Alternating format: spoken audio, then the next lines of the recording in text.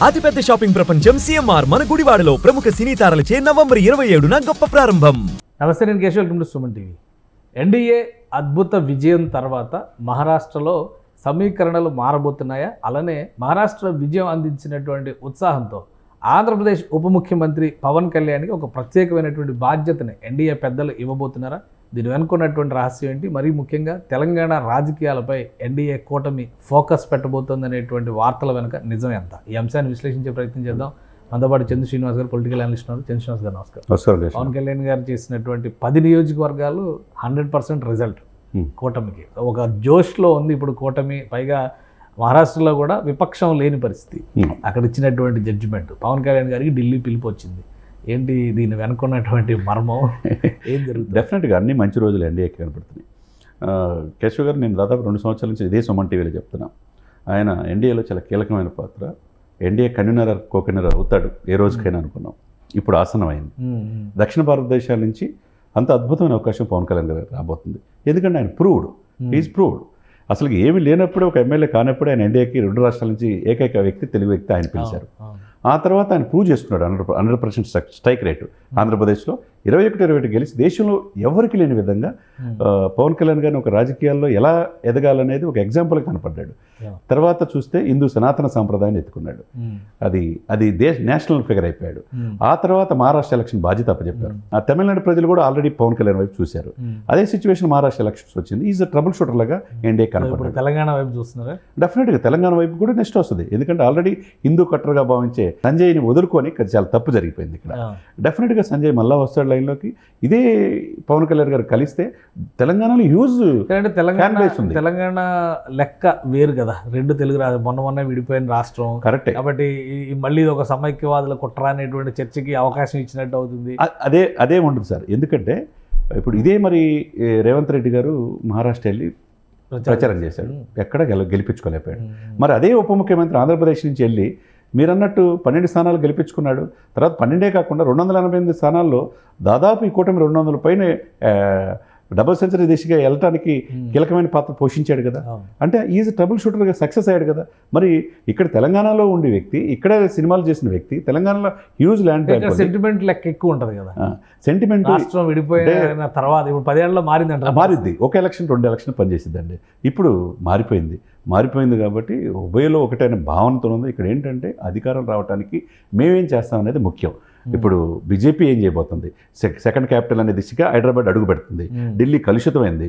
ఇప్పుడు రాష్ట్రపతి విడిది కూడా ఇక్కడే ఉన్నది. అవకాశాలు ఉంటాయి. డెఫినెట్గా సెకండ్ క్యాపిటల్ హైదరాబాద్ అయ్యే అవకాశం స్పష్టంగా కనపడుతుంది. కాబట్టి హైదరాబాద్ని చాలా కీలకంగా ఎన్డీఏ భావిస్తుంది, బీజేపీ భావిస్తుంది. కాబట్టి మీరు చెప్పినప్పుడు ఈరోజు ఆయన పిలుపు ఏదైతే ఉందో మహారాష్ట్రలో 100% స్ట్రైక్ రేటు. ఎందుకంటే మొన్న 4 నెలల క్రితమే 30 ఎంపీ సీట్లు ఇండియా కూటమికి వచ్చినాయి. 17 మాత్రమే ఇక్కడ మహాయితీ కూటమికి వచ్చినాయి. ఇప్పుడు 62.5% ఉన్న ఇండియా కూటమి 32.7% పడిపోయింది. మొన్న ఎలక్షన్లో 35.4% ఉన్నది 48.5% పెరిగింది. 4 నెలలు ఎంత గ్రాఫ్ చేంజ్ అయింది చూడండి. కాబట్టి మోదీ గారి యొక్క ఇది పనిచేస్తుంది. అదే సమయంలో ఆ బాధ్యత అంతా తన భుజస్కంధాల మీద. పవన్ కళ్యాణ్ గారు లాస్ట్ ఎలక్షన్స్లో 23లో జరిగిన తెలంగాణ అసెంబ్లీ ఎలక్షన్స్లో 8 చోట్ల పోటీ చేశారు, ఎక్కడ గెలవలేకపోయారు. అలానే పవన్ కళ్యాణ్ కలిసి రావడం వల్ల బీజేపీకి పెద్దగా వచ్చింది ఏమీ లేదని విమర్శలు కూడా చేసినటువంటి పరిస్థితి మనం చూసాం.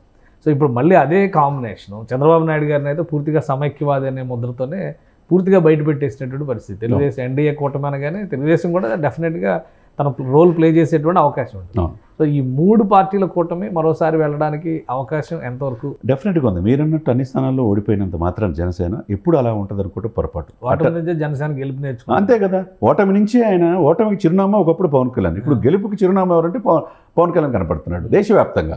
కాబట్టి అది ఆబ్వియస్గా ఉంటుంది. ఎప్పుడు రాజకీయాలు ఏంటంటే గెలిపోవటం అనేది సహజం. మీరన్నట్టు అన్ని స్థానాలు ఓడిపోయినా ఆ తర్వాత కొండగట్టుకు వెళ్ళేటప్పుడు కూడా మీరు బీజేపీతో వెళ్తారంటే బీజేపీతో కలిసి వెళ్తారన్నాడు.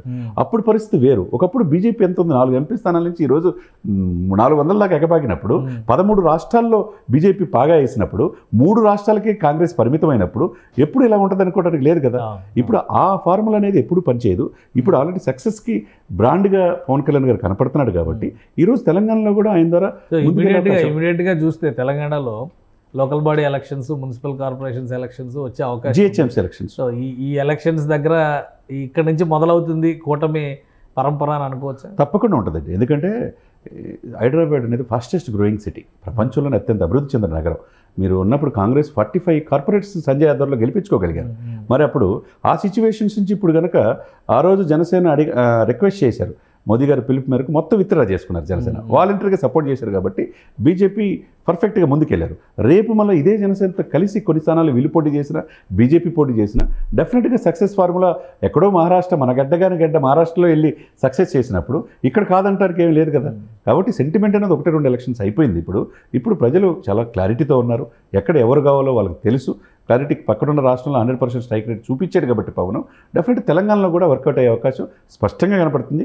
మీరు ఈ ఢిల్లీ పిలుపు ఏదైతే ఉందో మోదీ గారి నుంచి డెఫినెట్గా ఎన్డీఏలో ఈజ్ ద కీ రోల్. ఒక పోస్ట్ కన్వీనర్ కో కన్వీనర్ అవుతారండి. దక్షిణ భారతదేశం నుంచి పివి నరసింహారావు తర్వాత అత్యంత ప్రజాదరణ, బహుభాష కోవిదుడు. ఆ రోజు 14-15 భాషలు ఆయనకు వస్తే ఈయనకు 5 భాషలు వచ్చు. మరాఠీలో కూడా మాట్లాడి అక్కడ ప్రజల ఉదయాన్ని దగ్గర తీసుకున్నాడు. ఒకప్పుడు అద్వానీ ద్వారా కరసేవ ద్వారా మనం అధికారంలో వచ్చిన బీజేపీ ఇప్పుడు హిందూ సనాతన సాంప్రదాయం అనేది ఎవరైతే పవన్ కళ్యాణ్ లేవనెత్తాడో దేశవ్యాప్తంగా ఒక ఐకానిక్ స్టార్గా ఆయన ఎమర్జ్ అయ్యాడు. కాబట్టి ఎన్డీఏలో convener co convener Pawan Kalyan అయ్యే అవకాశాలు స్పష్టంగా కనపడుతుంది. రైట్. థ్యాంక్ యూ జన శ్రీనివాస్ గారు విశ్లేషణ అందించినందుకు. ఇది పవన్ కళ్యాణ్ ఢిల్లీ పిలుపు రావడం వెనుక ఎన్డీఏ పెద్ద ఆలోచననే ముందు పెట్టబోతున్నారనేటువంటి చర్చని చంద్ర శ్రీనివాస్ గారు చెప్తున్నారు. అలానే కో కన్వీనర్ లేదా కన్వీనర్ స్థాయి పోస్ట్ని పవన్ కళ్యాణ్కి ఇచ్చే అవకాశాలు ఉన్నాయి. రాబోయే రోజుల్లో ఇటు తెలంగాణలో అటు తమిళనాడు అసెంబ్లీ ఎలక్షన్ సమయంలో కూడా పవన్ కళ్యాణ్ సేవలను ఉపయోగించుకునే ఛాన్సెస్ ఎక్కువగా కనిపిస్తున్నాయని చంద్ర శ్రీనివాస్ గారు విశ్లేషిస్తున్నారు. ఇది special discussion. Keep watching. Suman టీవీలో మీ పర్సనల్ అండ్ బిజినెస్ ప్రమోషన్స్ కోసం కింది నెంబర్కి కాంటాక్ట్ చేయండి.